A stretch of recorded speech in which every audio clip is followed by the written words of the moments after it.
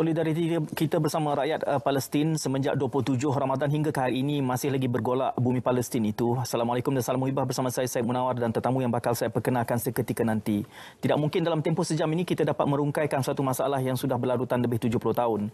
Dan kita juga memahami kalau kita menganalisa isu ini secara dekat bahawa apa juga yang berlaku sebenarnya seolah-olah berada di dalam jigsaw puzzle yang menggambarkan sebuah naratif besar strategi Zionis. Seolah-olahnya juga apa yang berlaku ini merupakan sesuatu yang musim-musiman akan berulang. Apakah yang berlaku hari ini? Mungkin juga akan kita polemikkan, bincangkan semula menjelang Ramadan mendatang. Mungkin ya, mungkin tidak. Tetapi setiap insiden dan krisis itu kelihatannya seolah-olah Israel lah yang gain ground, yang semakin maju selangkah. Justru persoalan yang paling besar harus kita tangani bila kita menimbulkan rasa keinsafan dan juga solidariti kita bersama Palestin. Bagaimanakah insiden pada hari ini akan membawa natijah yang lebih baik, yang berbeza dengan dinamika baru, dan itu menjadi cabaran kepada kita semua selaku umat Islam khususnya. Cukupkah sekadar kita menyatakan lontaran semangat kita menyokong apa bentuk sumbangan kita sebagai rakyat, sebagai NGO dan sebagai sebuah negara di dalam membantu untuk merungkaikan masalah? Bahkan mungkin kita boleh anggap epicenter krisis dunia ini, kalau kita dapat merungkai menyelesaikan masalah Palestin, pada ketika itu mungkin masanya kita akan melihat bahawa pola kuasa dunia sudah mula berubah. Apapun, akan kami panjangkan buat bicara ini bersama dua tetamu. Tetamu yang pertama di sebelah kiri saya, Yang Berhormat Datuk Kamarudin Jaafar, Timbalan Menteri Luar Negeri. Assalamualaikum Datuk. Terima kasih hadir pada malam ini.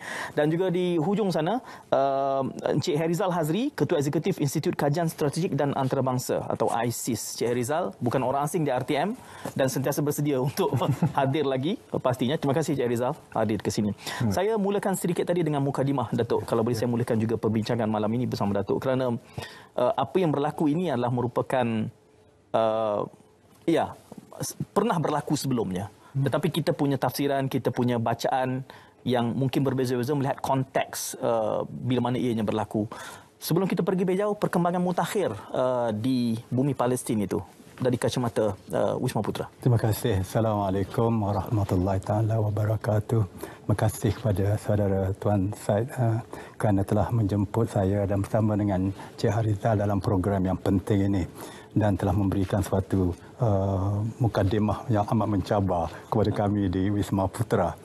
Pertamanya saya ucapkan terima kasihlah kepada RTM kerana telah mengadakan majlis ini supaya memberi peluang kepada Wisma Putra, kerajaan dan pemikir kita untuk mengulas dengan sebaik-baiknya demi kepentingan rakyat Malaysia, demi kepentingan dunia dan pentingnya demi kepentingan rakyat di Palestin sekarang ini akan isu sebagaimana yang disebut dengan jelas tadi amat mencabar kepada kita.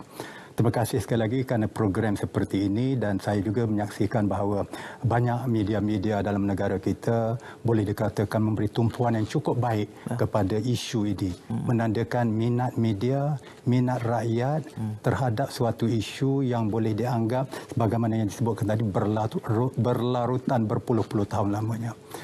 Apa yang berlaku sekarang, sebagaimana yang disebutkan juga, semenjak 27 Ramadan atau 7 Mei saya fikir, baru-baru ini, 9 hari yang lalu, adalah suatu lagi insiden besar yang melibatkan rakyat di bumi Palestin yang sehingga hari ini telah pun membawa kematian maut kepada paling kurang 219 orang, yang membawa kecederaan paling kurang 1,500 orang, yang telah memusnahkan, meruntuhkan bangunan-bangunan paling kurang 500 unit semuanya dan yang mengakibatkan kanak-kanak yang termaut pun sudah paling kurang 63 orang. Jadi ini adalah suatu hasil daripada serangan yang dilakukan oleh rejim Israel ini terhadap satu rakyat, satu masyarakat civilian biasa tanpa senjata dan begitu saja dilakukan. Dan ianya jelas rekod menunjukkan ianya hanya berlaku 8 hari yang lalu. Berlaku pada suatu hari Jumaat, hari Jumaat yang terakhir di bulan Ramadan yang lalu, yang mana rakyat beragama Islam di Malaysia baik, di seluruh dunia baik, di Palestin baik, di Masjidil Aqsa baik, berada di masjid itu menunaikan salatul Jumaat, berada di situ untuk memenuhi hari Ramadan yang akhir-akhir ini, dan mereka diserang Mereka diserang oleh tentera yang beruniform daripada rejim Israel yang masuki masjid itu dengan uniformnya, dengan kasutnya, melemparkan bom. Ini adalah suatu act of provocation, suatu provokasi yang sudah pun mereka tahu akan dijawab, akan dilawan dengan apa cara saja yang rakyat yang ada di Palestin itu lakukan. Jadi apa yang berlaku sekarang ini cukup menyedihkan dan membimbangkan gitu semua. Mungkin bezanya sedikit dahulu Datuk adalah kerana dengan capaian internet kita dapat melihat perkembangan itu dikongsikan oleh mereka yang berada di sana. Hampir saban hari perkembangan dari secara live. Siap, ada yang buat secara live juga bahkan. Jadi itu satu kesempatan yang sebelum ini mungkin tidak sebegitu. Tetapi untuk memahami Encik Herizal, saya sebutkan di awal tadi the act of provocation yang berhormat Datuk sebutkan itu. Ini bukan kali pertama, pernah berlaku dan berlaku lagi seperti orchestrated untuk tujuan tertentu supaya Netanyahu mendapat popularitinya menjelang pilihan raya misalnya. Kita harus memahami soal pengulangan-pengulangan ini sebagai suatu plot yang direncanakan. Mohon Encik Herizal berikan gambarannya. Terima kasih Tuan Syed. Terima kasih Datuk. Saya merasakan bahawa yang pertama kita harus memahami bahawa konflik ini sebenarnya telah sampai ke satu tahap di mana ia terlalu sering dimanipulasikan. Isu sama ada ini adalah konflik Palestin dan Israel itu sememangnya pada hari ini sudah hampir-hampir menjadi isu yang tidak berapa penting lagi. Kerana isu itu telah diambil alih ataupun dimanipulasikan dengan banyak perkara-perkara yang lain. Yang pertama tentu sekali keadaan geopolitik di Timur Tengah sendiri. Ya, perubahan geopolitik di Timur Tengah, influence ataupun kehendak kepentingan kuasa-kuasa besar yang lain di Timur Tengah contohnya telah mengambil alih konflik ini. Jadi tentu sekali mereka juga mempunyai semacam kekuatan untuk membawa konflik ini ke satu-satu arah. Ya, itu yang pertama. Yang kedua, kita juga harus faham permasalahan di dalam Israel sendiri yang juga sering menggunakan konflik ini sebagai satu alasan. Yang terbaru ini agak terang untuk kita lihat bahawa Benjamin Netanyahu sebenarnya tidak dapat menubuhkan kabinet. Dan dia mempunyai sekarang ni masalah dengan masalah corruption, rasuah dan sebagainya. Jadi saya tidak menafikan kemungkinan besar ini juga adalah salah satu sebab di mana provokasi seperti yang Datuk katakan tadi dilakukan dengan begitu sekali. Dan kita faham Masjidil Aqsa itu adalah satu tempat yang sangat sensitif. Apabila peperangan itu tamat pada tahun 47 dulu Masjidil Aqsa itu dikembalikan kepada Palestin hampir cuma dalam, kalau tidak salah saya, dalam satu jangka masa seminggu sahaja selepas peperangan itu, kerana Masjidil Aqsa itu adalah terlalu sensitif dan kesemua orang di Israel dan juga Palestin faham bahawa kalau sesuatu berlaku di perkarangan Masjidil Aqsa, ia akan menjadikan satu konflik yang besar. Dan provokasi yang dilakukan di Masjidil Aqsa itu semacam sengaja membangkitkan sesuatu yang sangat besar. Ini yang saya cakapkan bahawa konflik ini sebenarnya it has gone beyond ataupun telah melangkaui konflik Palestin-Israel itu sendiri. Ada konflik-konflik tertentu yang mengambil kesempatan di atas permasalahan ini, menggunakan kesempatan itu untuk mewujudkan konflik. Dan satu lagi saya nak tambah, kita sering membicarakan tentang mungkin masalah Hamas, sama ada Hamas ini adalah satu parti ataupun gerakan teroris dan sebagainya, ataupun masalah Hamas dengan Fatah. Jadi kalau kita melihat banyak artikel-artikel, seringkali menuju ke arah itu. Tetapi tidak ramai yang berbicara tentang Likud contohnya. Permasalahan di dalam parti itu sendiri. Kenapa kita tidak membincangkan permasalahan-permasalahan di dalam parti-parti atau politik-politik di Israel sendiri yang menyebabkan konflik? Ini antara sebab-sebab yang saya rasa kita harus menukar cara kita berfikir dan cara kita melihat. Kerana media barat itu memang tentu sekali apabila mempunyai krisis yang sebegini, dia akan yang pertama dia akan katakan, oh ini sebenarnya masalah untuk kita mencapai kesefahaman antara Israel dan Palestin adalah kerana masalah Hamas dan masalah Fatah. Jarang sekali kita dengar orang cakap, oh masalah ini parti Likud juga ada masalah sebenarnya. Ada masalah vacuum leadership contohnya, ada masalah korupsi di Israel, itu jarang diperkatakan. Itu kita harus ubah, dan naratif itu kita harus ubah di Malaysia. Kita harus melihat ini daripada segi yang lain bagi saya. Menariknya kerana apabila digambarkan bahawa it has gone beyond krisis di lokaliti Palestin itu, ada yang menggunakan istilah bahawa gambaran kerosakan, kematian yang berlaku di sana sebagai collateral damage. Sedangkan ada elemen agenda terselindung itu.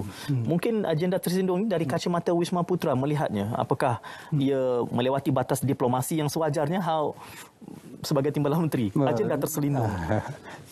Seboleh-bolehnya sebagai Kementerian Luar Negeri dan sebagai mewakili kerajaan, sudah tentulah kita mempunyai sikap dan dasar yang jelas dan konsisten. Di masa yang sama sudah tentu kita boleh memahami bahawa pihak-pihak lain, kuasa-kuasa lain, negara-negara lain ada agenda-agenda masing-masing.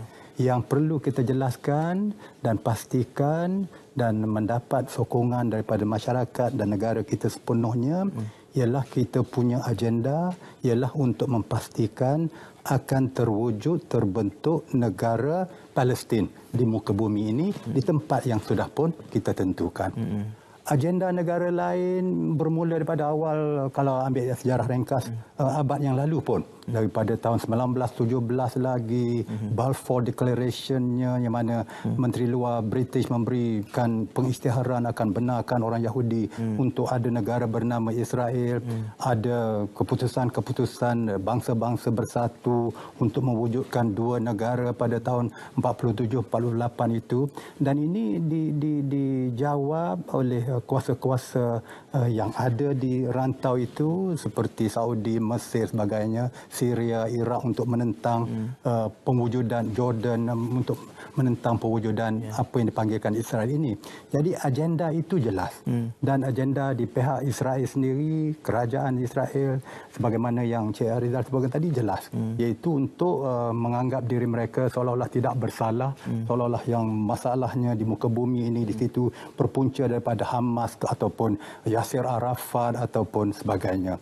Maka dengan sebab itu saya rasa kita kena jelas bahawa walaupun banyak pihak ada beberapa agenda mereka tersendiri untuk kepentingan mereka sendiri, tetapi di pihak kita, di pihak negara kita, di pihak kerajaan kita, tanggungjawab Kementerian Luar Negeri kita ialah untuk meneruskan agenda kita, iaitu untuk menjalankan berbagai-bagai kaedah diplomasi untuk memastikan bahawa akhirnya dan lebih baik lebih awal pada itu terwujud sebuah negara yang bernama Palestin.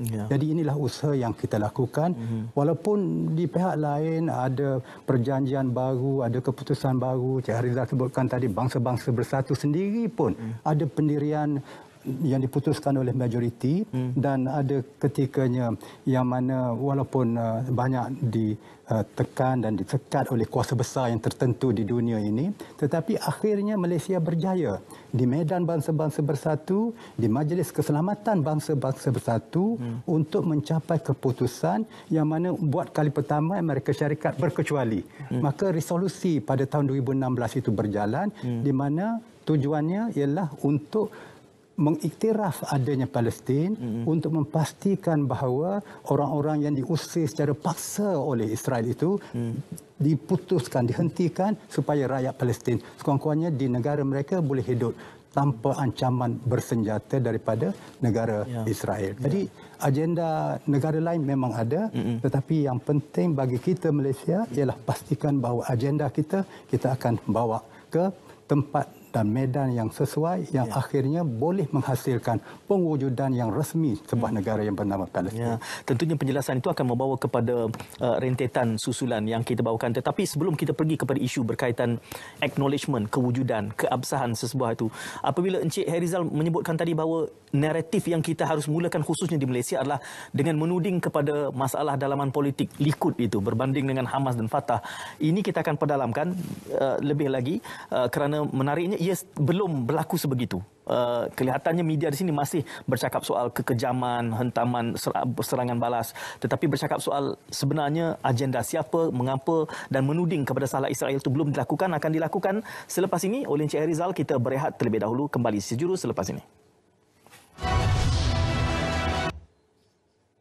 Bicara naratif, membicarakan tentang solidariti kita bersama warga Palestin khususnya. Yang Berhormat Datuk Kamarudin Jaafar, Timbalan Menteri Luar, dan juga Herizal Hazri dari ISIS membicarakan di pusingan awal tadi tentang memahami realiti yang sedang berlangsung di sana dan apakah agenda yang terselindung. Saya mencuplik kembali apa yang Encik Herizal sebutkan tentang membina naratif ini. Kerana digambarkan kita harus ada naratif menuding kepada political struggle di dalam Israel itu berbanding tentang pertembungan Hamas dan juga Fatah. Sekurang-kurangnya harus dimulakan di Malaysia. Tetapi saya bangkitkan ini kerana bila kita ingin membina naratif, kita perlukan capaian media yang jauh lebih luas daripada sekadar lokaliti kita. Sekurang-kurangnya tagar atau hashtag koyak Israel itu sudah berjaya. Walaupun awalnya saya agak skeptik, tapi kelihatannya anak-anak kecil Palestin juga sudah menggunakan tagar itu, hashtag itu. Jadi bagaimana harus kita memanfaatkan realiti ini untuk membina naratif itu supaya the whole world, seluruh dunia mula menuding ke arah masalahnya adalah kerana sikap Israel, kebiadapan mereka, melanggar semua treaty, perjanjian yang telah diputuskan secara majoriti. Cik Herizal. Yang pertama, saya rasa soalan tu sangat bagus, because saya rasa itu adalah sesuatu yang sangat relevan untuk hari ini. Yang pertama, seperti Datuk telah katakan, Malaysia sebagai sebuah negara sangat konsisten. Dan Malaysia telah pun menjalankan segala apa cara yang patut daripada segi kenegaraan untuk mencapai ataupun mengetengahkan isu Israel ini dan sentiasa memberi tekanan supaya ia mendapat perhatian yang lebih tinggi. Itu yang pertama. Tetapi isu Israel ni semua orang mempunyai peranan-peranan yang berbeza. Negara mempunyai peranan negara tersendiri dalam konteks kenegaraan. Masyarakat contohnya ataupun organisasi, sebelum saya ke masyarakat, organisasi humanitarian ada caranya yang tersendiri. Organisasi human rights ada cara yang tersendiri dan masyarakat juga mempunyai cara yang tersendiri dan koyak Israel itu adalah antara contoh apa yang masyarakat dapat lakukan. Jadi bagi saya yang pertama untuk kita membina naratif itu, kita harus pertama sekali memahami konflik itu dengan lebih mendalam. Saya merasakan bahawa banyak pemikiran di Malaysia ini apabila diperkatakan tentang konflik Israel dan Palestin itu, kita lebih cenderung untuk cuba memahami Palestin. Mungkin kita ini didorongi oleh emosi yang kita sampai tidak mahu tahu langsung apa yang berlaku di Israel. Bagi kita, Israel itu adalah satu blok yang memang sudah ganas dan kita tidak perlu ambil tahu. Saya tidak merasakan itu adalah satu approach yang baik. Contohnya di dalam Israel itu, bukan semua parti ataupun bukan semua orang di dalam Israel itu yang hendak menghentam Palestin sebenarnya. Terdapat juga parti-parti di dalam Israel itu yang mahu mencapai semacam persetujuan untuk hidup bersama-sama dengan Palestin dengan lebih aman. Bukan semua yang didorongi. Sememangnya kalau kita lihat parti Likud itu sendiri, yang kita panggil right wing di dalam Likud itu hampir menjadi minoriti pada hari ini. Tetapi mereka menggambarkan bahawa mereka ini united front. Itu tidak benar. Jadi bagi saya langkah pertama untuk kita membina naratif adalah dengan membina koalisi-koalisi network yang melihat isu ini dan mengangkat kemanusiaan. Kita jangan fikirkan bahawa isu Israel ini hanya perlu disokong oleh orang Islam. Itu tidak benar. Isu Israel ini adalah isu kemanusiaan. Ia harus disokong oleh segenap lapisan masyarakat manusia yang merasakan pembunuhan kanak-kanak itu, pembunuhan rakyat dengan sewenang-wenangnya adalah salah. Jadi kalau kita bertanya kepada siapa-siapa, adakah saudara merasakan pembunuhan sewenang-wenangnya, tidak kiralah di Israel ataupun di Myanmar ataupun di mana saja, di mana Malaysia sebagai sebuah negara sangat konsisten, Kalau jawapannya ya saya tidak percaya bahawa pembunuhan sewenang-wenang itu adalah sesuatu yang patut digalakkan, nah makanya kita harus mula membina koalisi dengan orang itu. Tidak kiralah dia itu Yahudi, tidak kiralah dia itu orang Buddha, tidak kiralah dia itu orang Islam dan sebagainya. Jadi saya merasakan anak-anak muda sudah pun mempunyai platform yang bagus. Ya. Internet itu pada hari ini boleh mencapai ke mana sahaja. Jadi untuk membina naratif yang lebih kukuh, untuk melihat isu ini dengan bagi saya adil, ya. Kita tidak boleh melihat isu ini daripada kacamata Palestin sendiri. Apabila kita mendorong melihat isu ini daripada kacamata Palestin sahaja, kita terbawa-bawa untuk bercakap tentang isu di dalam Palestin. Sebenarnya isu di dalam Israel itu juga agak kuat. Seperti yang saya katakan, ada kemungkinan yang sangat besar bahawa provokasi yang dilakukan ini adalah kerana Netanyahu itu sendiri tidak mendapat sokongan seperti mana yang dia mahukan di dalam Israel. Jadi dengan menakut-nakutkan rakyat Israel sendiri dengan serangan Hamas itu, jadi rakyat Israel akan lebih cenderung untuk mengundi ataupun pergi kepada parti dia yang menampakkan bahawa dia boleh menyelamatkan rakyat Israel. Jadi sebenarnya kita harus membina koalisi, kita harus membina naratif, kita harus mencari setiap orang yang mampu, yang mahu menghentikan keganasan ini, dan dari situlah kita dapat mengangkat ini di kacamata antarabangsa. Yang Muhammad Datuk. Kalau silakan. Tadi pasal naratif itu, saya rasa suasana kali ini cukup kondusif untuk dilebarkan, sebarkan naratif yang baru, kerana saya rasa seluruh dunia berbeza mungkin dengan insiden-insiden Israel Palestin sebelum ini, menganggap ini sebagai suatu jenayah yang cukup besar. Bayangkan kalau pemain-pemain bola profesional pun, saya baru baca hari ini Manchester United setelah main game tu, dua pemainnya berlari-lari mengusung stadium Old Trafford dengan bendera Palestin. Bayangkan itu. Kemudian selepas insiden di Amerika Syarikat di mana temanya Black Lives Matter, now Palestinian Lives Matter.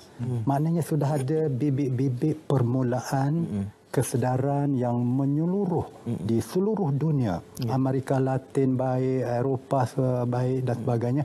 Amerika Syarikat sendiri boleh dikatakan semua kota-kota bandar-bandar besar ada demonstrasi-demonstrasi. Bukan oleh kalangan orang Arab atau Islam saja, oleh yang di dalam parti Demokrat sendiri, anggota Kongres Demokrat sendiri, sama ada anggota Kongres ataupun anggota Dewan Senatnya, menulis dan memberikan kenyataan terbuka menentang pendirian pemerintah atau Presiden Amerika Syarikat hari ini yang dilihat terlalu lembut, longgar dan tidak mengambil berat langsung, terlonggar kepada Netanyahu, tetapi tidak mengambil langsung perhatian terhadap kononnya apa yang diperjuangkan oleh Presiden Amerika, human rights, hak asasi manusia. Jadi saya rasa suasana sekarang ini amat-amat kondusif untuk diwujudkan dan dilebar luaskan naratif-naratif yang baru sesuai dengan apa yang disebutkan tadi untuk melihat matlamat kita ini tercapai. Bagaimana pandangan Datuk untuk kita amplify? Datuk menggambarkan kondusif ini. Kita harus memanfaatkan ruang yang ada ini dan juga semangat ini kerana dunia sudah melihatnya sebagai isu hak asasi, bukan soal isu pertembungan agama. Bagaimana kita boleh amplify momentum yang sudah ada ni pada pandangan Datuk? Sudah tentu peranan kerajaan penting. Tapi sebagaimana disebutkan media sekarang ini, NGO sekarang ini, civil society sekarang ini ada dan telah pun memainkan peranan. Kita mesti mengiktiraf, saya baca hari ini NGO Malaysia sahaja sudah pun berjaya ini dari segi kutipan dana untuk bantu Palestin hampir 18 juta ringgit. Itu baru satu NGO. Kalau dicampur dengan apa yang dilakukan oleh parti-parti politik, NGO-NGO lain, saya yakin sudah pun melebihi 20 juta kutipan yang dilakukan. Kerajaan-kerajaan negeri yang tertentu juga telah pun lancarkan melalui sumbangan oleh adun-adun, esko-nya dan sebagainya. Lelong-lelong kereta, keris dan sebagainya pun dibuat. Oh, saya tak jumpa yang keris tu, ada? Ada, memang ada. Di Kelantan pun. Kelantan. Dan ini saya rasa sebagaimana disebutkan tadi, bermulanya suatu pergolakan yang agak berbeza dengan isu-isu seperti yang sama ini yang berkaitan dengan Palestin dan Israel sebelum ini.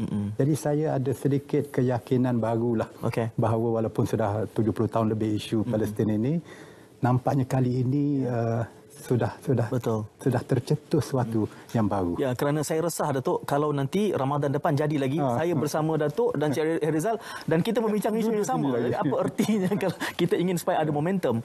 Apabila disebutkan agenda tadi dan Datuk menyebutkan soal kepimpinan politik Amerika Syarikat juga,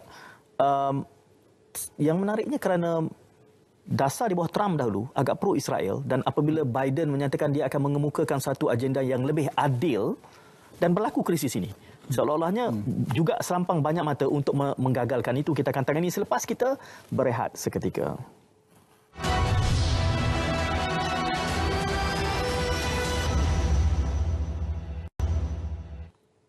Solidariti Malaysia bersama Palestin.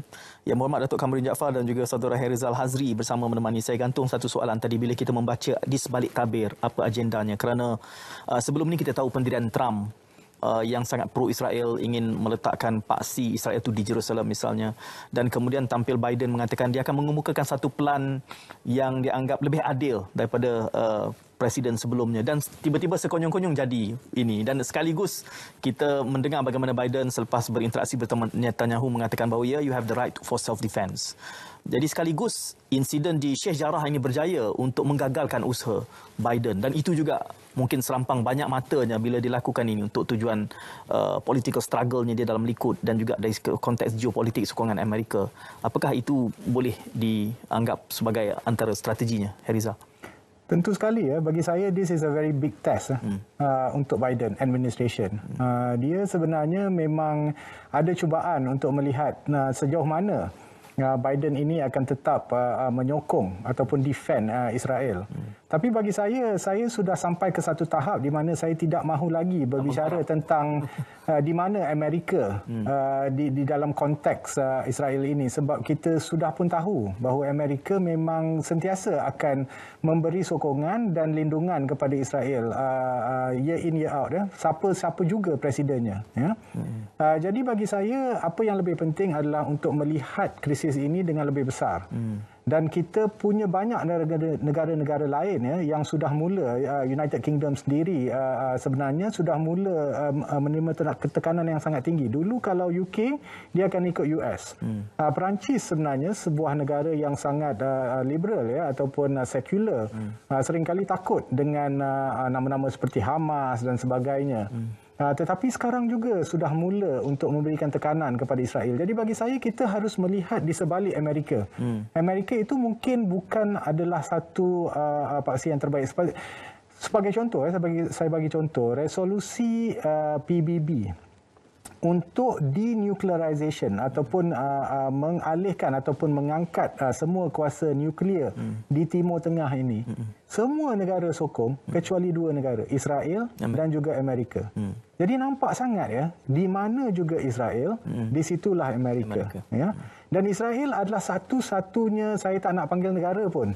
Mungkin kadang-kadang saya terlepas, tapi saya panggil entiti lah. Satu-satunya entiti yang tidak peduli dengan apa sahaja resolusi PBB di masa yang lepas. Dia mempunyai 45 resolusi yang menentang keputusan-keputusan di Israel. Dia tidak peduli kerana dia mempunyai Amerika Syarikat yang sentiasa menolong dan membantu dan seakan-akan ikut sajalah apa saja yang Israel mahu.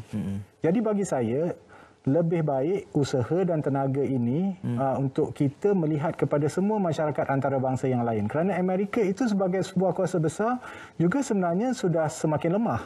Ya, jadi tidak lama lagi mungkin Amerika tidak dapat memainkan peranan yang sewenang-wenangnya seperti mana yang dia telah mainkan peranan. Jadi bagi kita harus melihat ke arah itu, membina blok-blok di dalam kuasa-kuasa yang lain ini yang boleh terus mengangkat dan memberi tekanan yang lebih tinggi. Lebih baik baik kita tumpukan tenaga kita di situ daripada kita berbicara tentang Amerika. Bagi saya membuang masa. Ya, menariknya di situ kerana Cik Rizal menggunakan istilah entiti, dan sebelum kita ke udara, Datuk menyebut soal tak sebut Israel pun, tapi rejim Tel Aviv. Mana itu satu bentuk penafian. Ya. Tetapi di dalam mesej yang Muhammad Perdana Menteri menyebutkan two-state solution ini, ada yang mengatakan bahawa dengan itu sekaligus kita mengiktiraf kewujudan Israel sebagai sebuah negara. Dalam konteks ini apa dinamika di sebalik itu, Datuk? Two-state solution ini adalah istilah terkini lah yang merujuk kepada asalnya boleh kita anggap keputusan majoriti negara-negara di dunia ini untuk setelah Israel terwujud untuk diusahakan terwujudnya pula Palestin di sebelah Israel itu dari segi geografisnya. Berbagai-bagai istilah atau nama disebutkan. Amerika sendiri akan tak guna two-state solution. Dia akan kata Israel and Palestine living side by side in peace. Dua negara akan berada dalam suasana aman damai. Tetapi nampaknya akhir-akhirnya istilah two-state solution ini diterima pakai. Ianya bukan sekadar diterima pakai, akhirnya dianggap dan dilihat oleh majoriti negara-negara seluruh dunia. Sama ada negara-negara Arab atas nama Liga Arab ataupun negara-negara dunia ketiga atas nama perhimpunan ataupun kumpulan dunia negara-negara berkecuali non-aligned movement ataupun bangsa-bangsa bersatu sendiri. Masing-masing mengeluarkan resolusi supaya wujud sebuah negara yang jelas resmi bernama Palestin.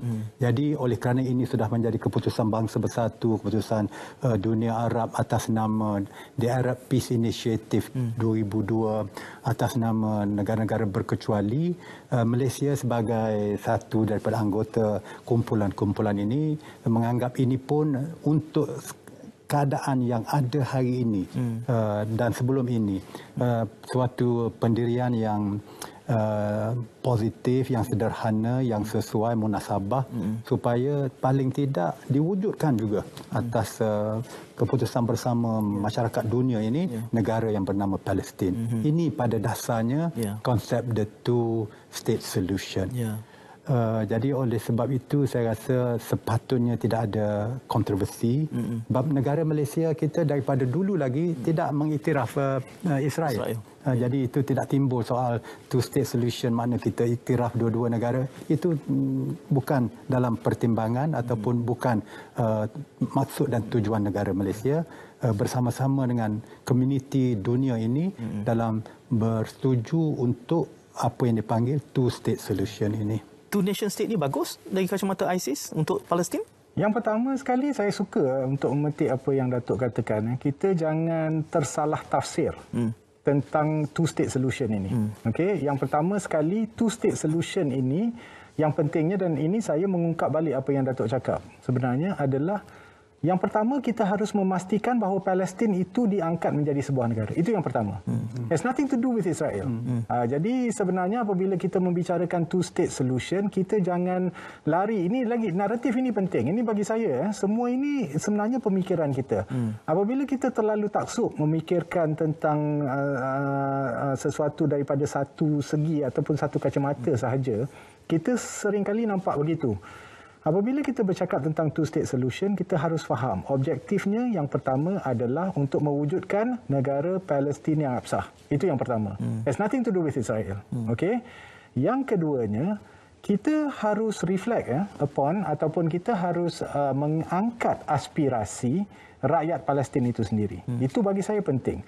Masyarakat antarabangsa, apapun yang kita fikirkan, kita mahu buat, kita harus mementingkan apa aspirasi rakyat di Palestin itu sendiri.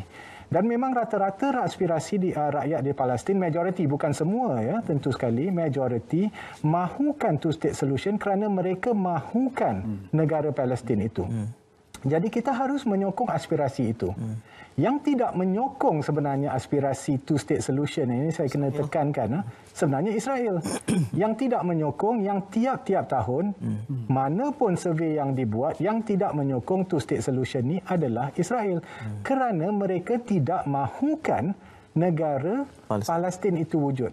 Jadi kalau kita terikut-ikut dengan rentak, di sini yang mereka ini pandai, mereka mengawal naratif itu, kita terikut dengan rentak itu. Bagi kita, kalau kita sokong two state solution, kita harus menyokong ataupun kita harus mengiktiraf Israel. Itu bukan ceritanya. Jadi kalau kita terikut dengan naratif itu, kita terikut dengan Israel. Ya, kerana Israel ini sampai hari ini sebagai sebuah negara, cuma beberapa negara saja di dunia ini yang tidak recognize Israel, termasuklah Malaysia. Rata-rata majoriti negara di dunia ini semua recognize Israel sebagai sebuah negara. Ya, Wak Imal, kita punya jiran-jiran, tetangga kita di Asia Tenggara pun banyak yang recognize Israel sebagai sebuah negara. Mereka sudah ada kedutaan Israel pun. Ya, jadi mereka tak peduli. Yang mereka takutkan adalah kalau Palestin itu menjadi sebuah negara. Kerana kalau Palestin itu menjadi sebuah negara, mereka tidak boleh berbuat seperti apa yang mereka buat tempoh hari.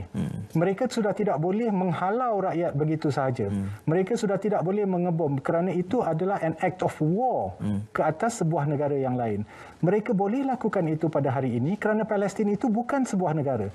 Mereka sentiasa mengatakan bahawa Hamas itu adalah grup teroris kerana mereka mengatakan bahawa kita ini menyerang non-state. Itu memberikan mereka lesen yang besar. Seperti mana dunia berperang dengan Al-Qaeda contohnya, itu adalah non-state. Ataupun lanun-lanun di laut China Selatan contohnya, itu adalah non-state actors. Jadi bagi mereka itu yang penting.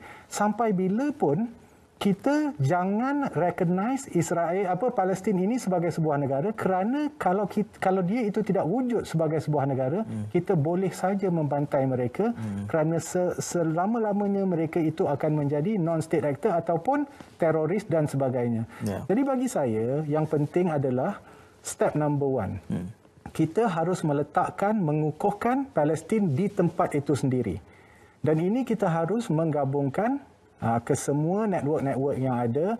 Kita harus memperkukuhkan beberapa organisasi-organisasi antarabangsa untuk mengangkat ini.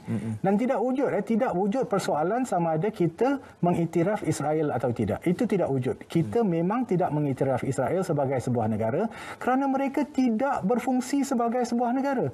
Tidak ada negara di dunia yang sewenang-wenangnya membedil masyarakat ataupun rakyat-rakyat sesuka hati seperti Israel.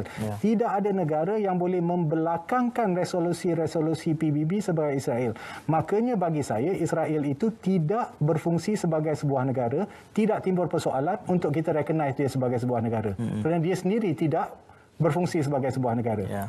Jadi bagi saya yang penting di dalam isu ini, apabila kita mahu mengetengahkan apa fokus kita adalah untuk mewujudkan negara Palestin.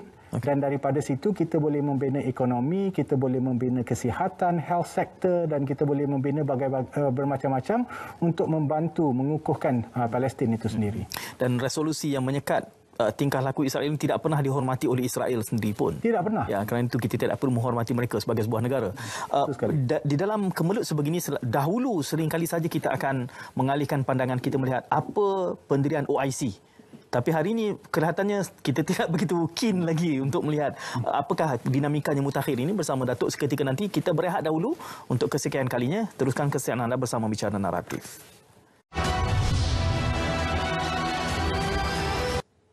Bicara Naratif memperhebat sokongan solidariti Malaysia kepada Palestin bersama Yang Berhormat Timbalan Menteri Luar dan juga CEO ISIS. Saya bangkitkan tadi Yang Berhormat Datuk tentang OIC-nya untuk pusingan kali ini. Apa perkembangan mutakhir yang boleh kita kongsikan?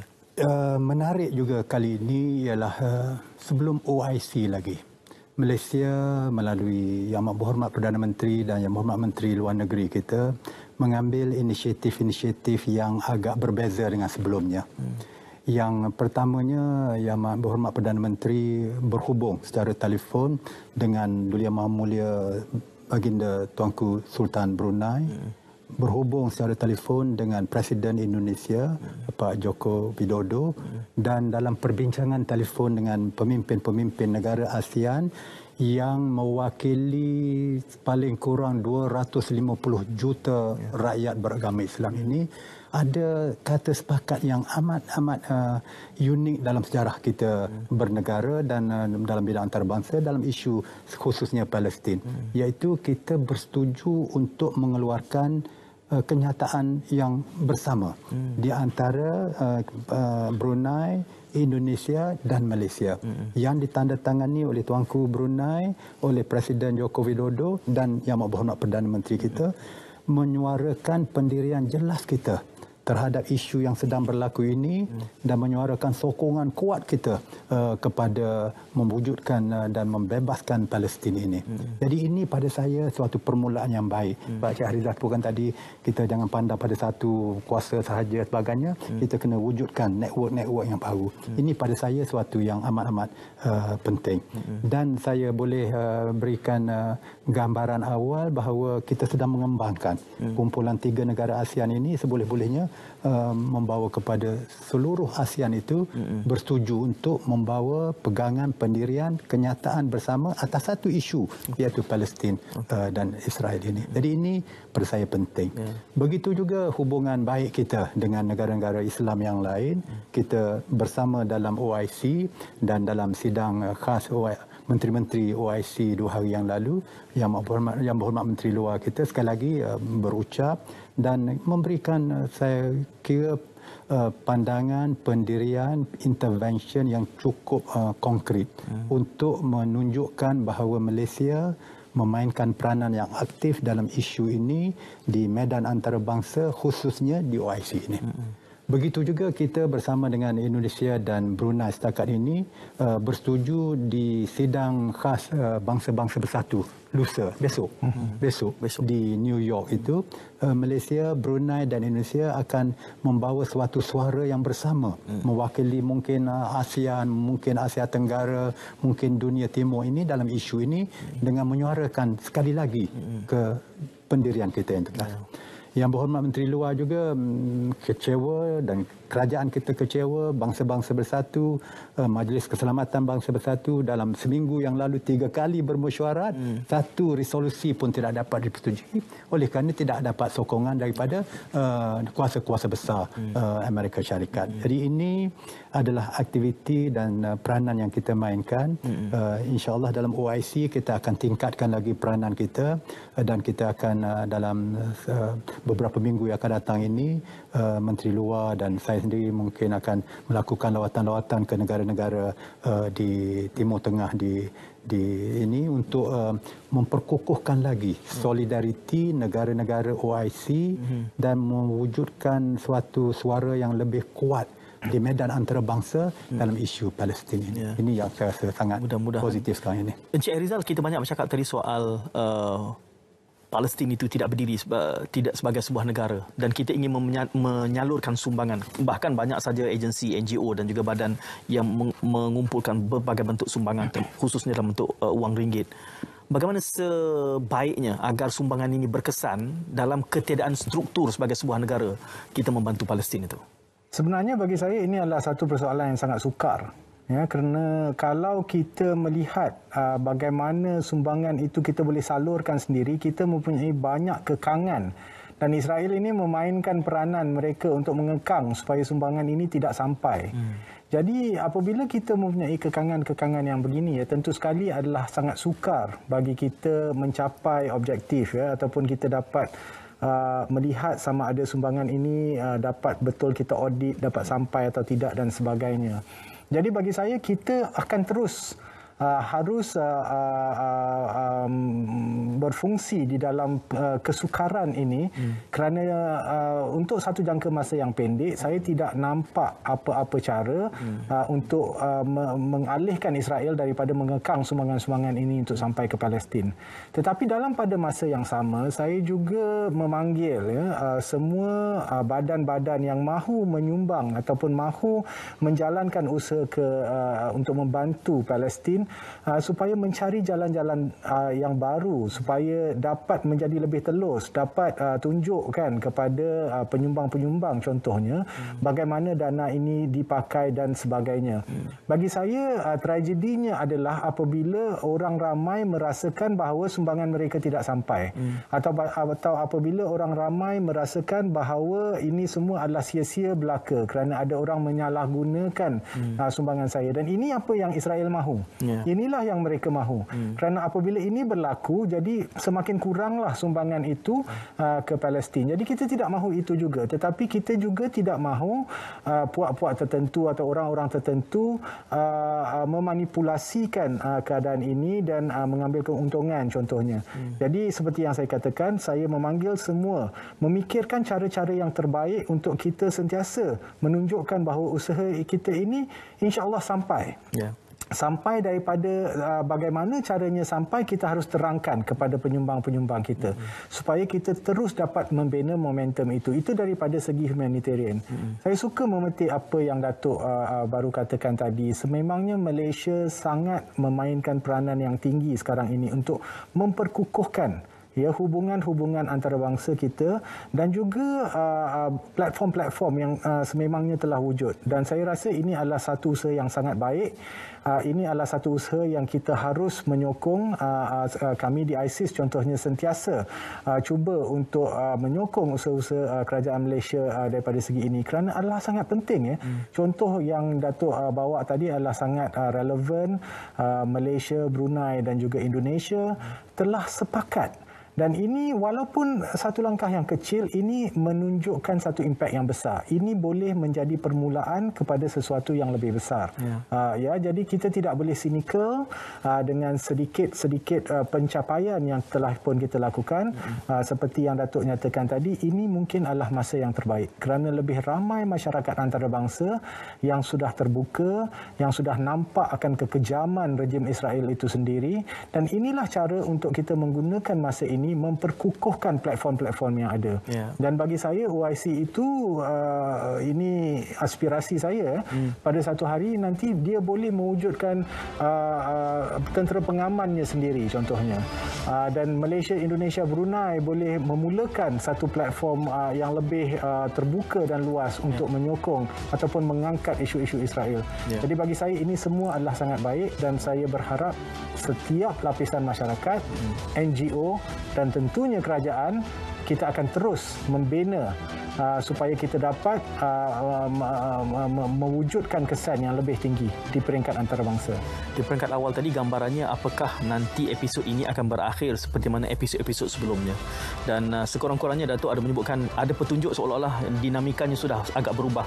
Cik Herizal juga menyebutkan itu bahawa dengan capaian internet ini